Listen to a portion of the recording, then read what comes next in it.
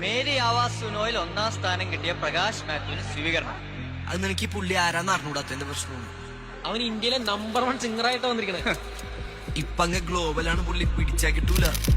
അമേരിക്കക്ക് കെൻഡ്രിക്കും എമിനും ഡ്രേക്കൊക്കെ ഉള്ള പോലെ നമുക്കും ഉണ്ടല്ലേ ഒരാള്.